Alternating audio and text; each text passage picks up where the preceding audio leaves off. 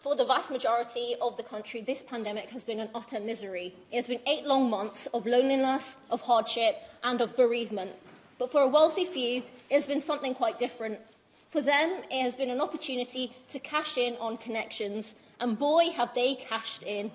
Take, for example, Conservative donor David Mellor, someone who has donated more than £60,000 to the party in the past decade, including thousands to the leadership bid of the Conservative MP for Surrey Heath, who now, of course, is the Minister for the Cabinet Office, the department that happens to be in charge of PPE procurement.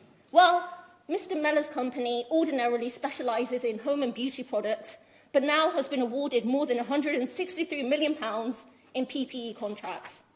That's nearly 10 times increase in its entire 2019 turnover. Deals like this are far from isolated. A small, loss-making firm run by a Conservative councillor handed a £156 million contract to import PPE.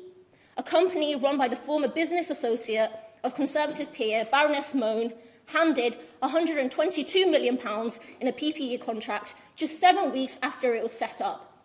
A deal to hand a private equity company a £252 million contract for face masks that were never used, brokered by a senior advisor to the International Trade Secretary, who also happens to sit on the board of the private equity company.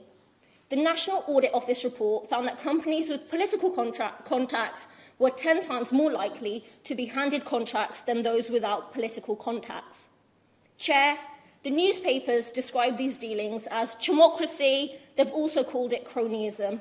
Well, I think if it was happening in another country, they would call it by a different name. I'll leave it to the imagination of members here and our constituents as to what that name would be. Thank you.